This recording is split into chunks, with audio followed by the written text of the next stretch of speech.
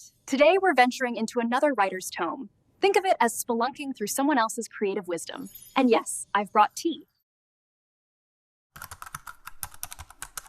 Welcome to The Explainer. So if you've ever believed that creativity is just this magical gift, bestowed upon a lucky few, well, today is probably going to blow your mind. We are completely dismantling that highly romanticized myth of the natural genius. Instead, we're going to look at how true, lasting creativity is actually engineered from the ground up. Let me ask you this. Have you ever sat down to write, stared at a blinking cursor on a totally blank screen, and suddenly felt the overwhelming urge to go, scrub your kitchen sink? Right, we've all been there. That terror of the empty white room or the totally blank canvas. It's absolutely universal. It's this paralyzing fear of starting with absolutely nothing and somehow having the obligation to make something beautiful out of it. It breeds procrastination. But today, we are looking at a source that provides the definitive antidote to that exact paralysis. Okay, let's dive into this central, pretty radical idea. For centuries, we've basically been sold this romantic myth that creativity is a transcendent spark, like it's a divine kiss from God on your forehead that just magically results in a masterpiece. But the reality? It's much more grounded. Creativity is actually a blue-collar habit. It's born of routine, discipline, and just persistent hard work. You don't sit around waiting for inspiration, you literally manufacture it through your daily habits.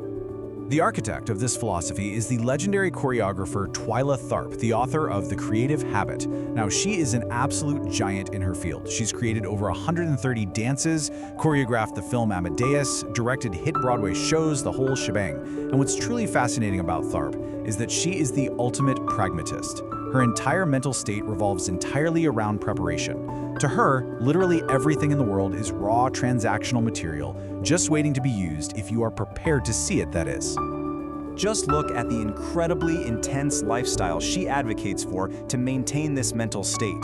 Every single day, she's up at 5:30 a.m., taking a taxi cab to the gym for a rigorous 2-hour workout. But, it's not really just about physical fitness. It's about pursuing what she calls physical and psychic heat. She even leaves her windows open in the middle of a sweltering New York summer. Why would she do that? Because being physically warm creates a psychological safety net. When a dancer is warm, they feel safe. It's like they're sitting right at the hearth of a home.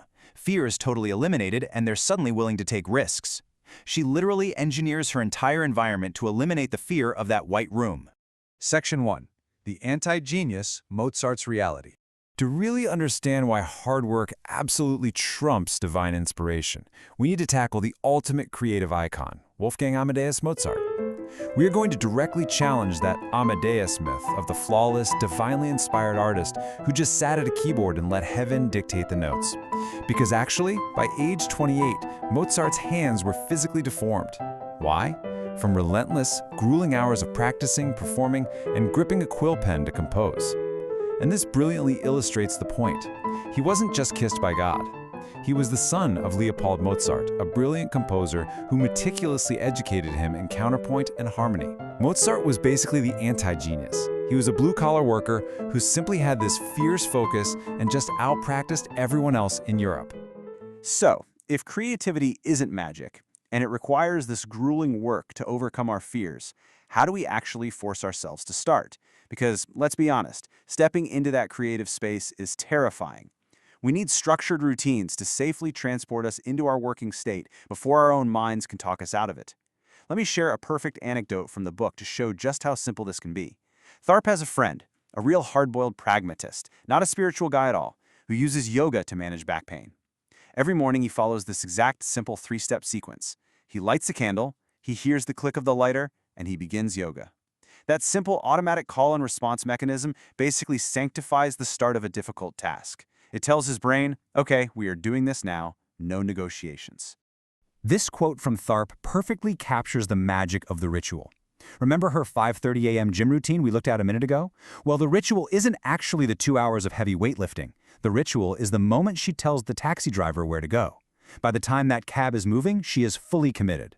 The ritual completely bypasses that dangerous morning temptation to just hit snooze and quit. You basically automate the hardest part, which is just the beginning. Moving chronologically through the creative process, once you've used your ritual to get in the room, what do you actually do?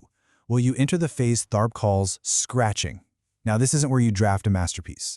Scratching is the chaotic, desperate, sometimes honestly embarrassing search for a tiny, tangible idea.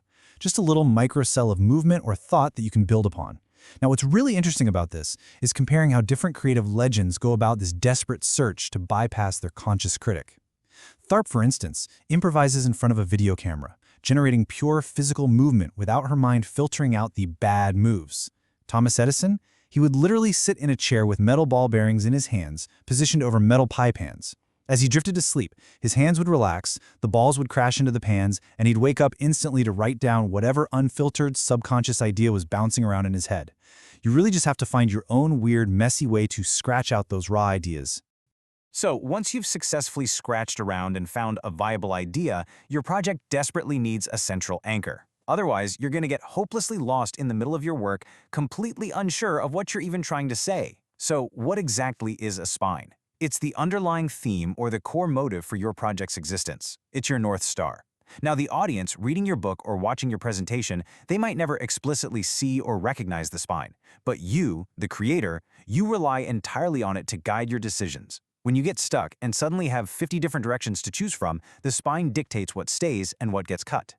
To anchor this abstract concept, Tharp points to a specific literary anecdote, Bernard Malamute's classic novel, The Natural. The main character, Roy Hobbs, wields this magical, lightning-struck bat named Wonder Boy. Now, that bat isn't just a fun prop. It acts as the literal and structural spine of the entire baseball yarn. It's the unifying element that just holds the whole narrative together. Basically, every complex creative work needs its own Wonder Boy to keep it standing tall. This brings us to the final, and let's be honest, probably the most painful phase of the creative chronology, earning an A in failure. Tharp reveals that failure isn't just some inevitable accident you should be ashamed of. It is a highly productive, absolutely mandatory part of the editing process. You actually have to actively generate bad ideas so you can edit them out. Just look at the staggering math behind Tharp's own process. When she's improvising on video, she might shoot 3 full hours of tape. From those 3 hours, she typically extracts just 30 seconds of usable material. 30 seconds! That means 99.7% of what she does is outright rejected. But she doesn't view this as a failure of her talent. It's a massive, necessary filtering process. Massive failure isn't a sign you're doing it wrong. It's absolute proof you're doing the normal work of building something new. So the crucial point is captured beautifully in this quote. The more you fail in private, the less you will fail in public.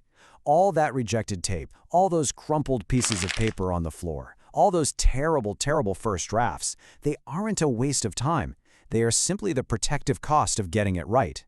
Your private unseen failures act as this powerful filter, basically ensuring that only your absolute best work ever sees the light of day.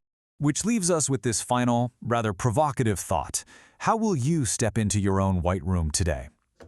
Now that you know the Amadeus myth is pretty much a total lie, and that creativity is really just a habit you can build through rituals, scratching, and totally embracing failure, well, the mystery is kind of gone. In fact, Tharp's philosophy offers literal physical exercises, like one called Chaos and Coins, where you basically take a handful of pocket change and arrange it over and over until a pattern feels inevitable, just to help you actively build your creative muscle memory right now. So, what ritual will you use to bypass your fears tomorrow morning? The blank page is waiting for you.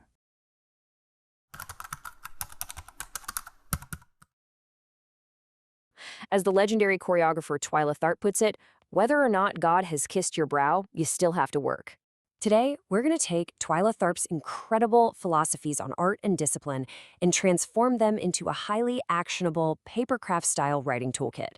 Look, whether you're a total novice just trying to finish your first short story or a seasoned novelist stuck on chapter 12, this is all about building a workflow that absolutely never fails you. All right, let's dive right in. We are pulling these powerful lessons directly from her brilliant book, The Creative Habit.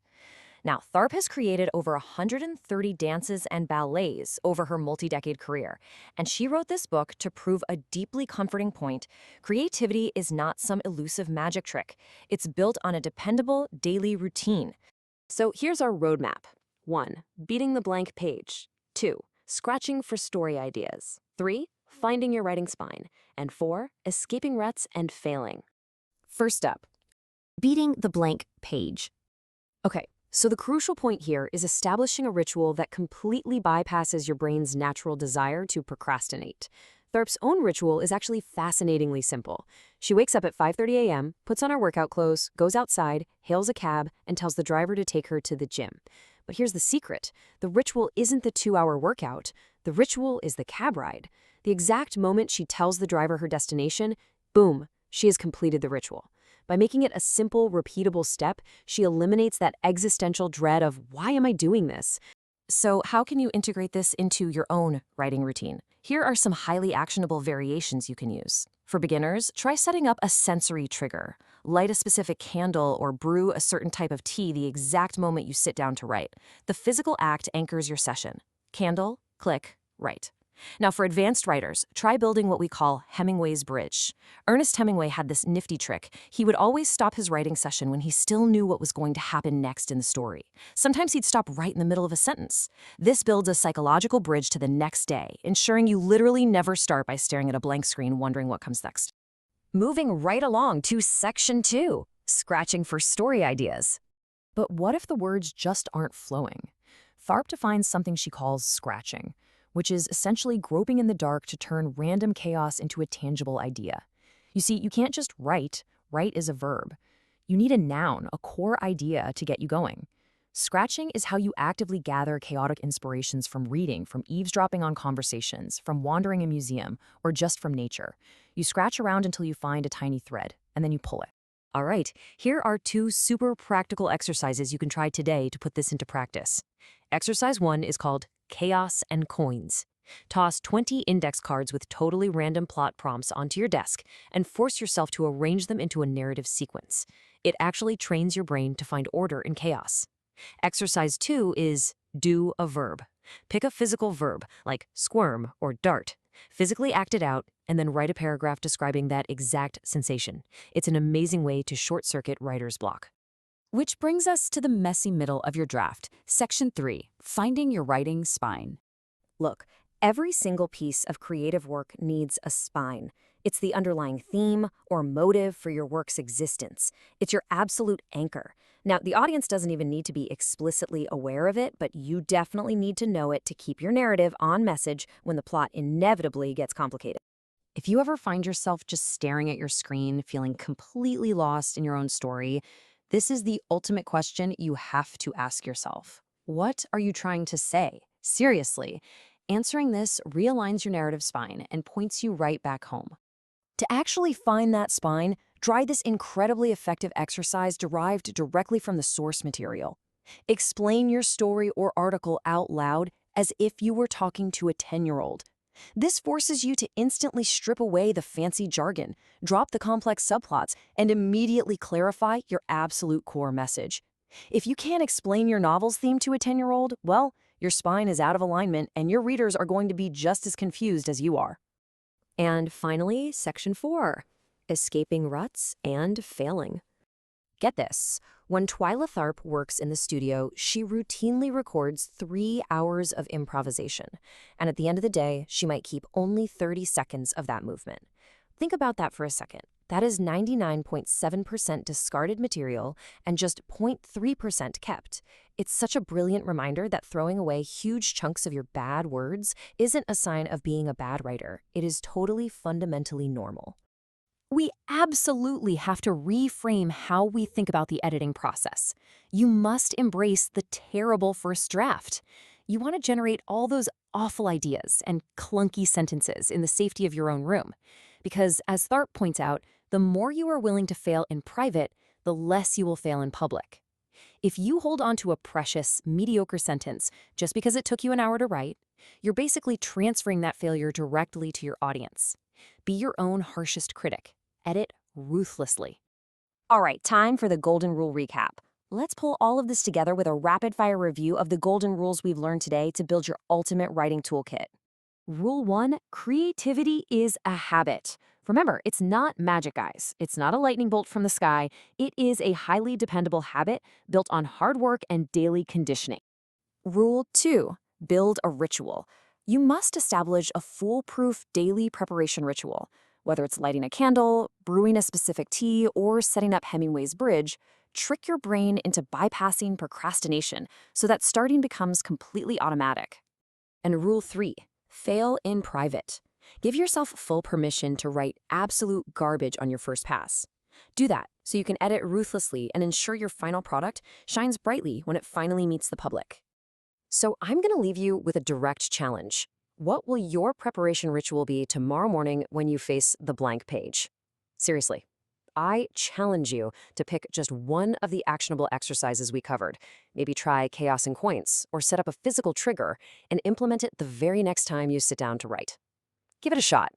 And hey, once you've conquered that blank page, make sure you're ready for our next explainer, where we'll be decoding another legendary author's masterclass.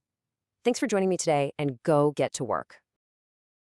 The journey continues. Like, subscribe, and join the ramble.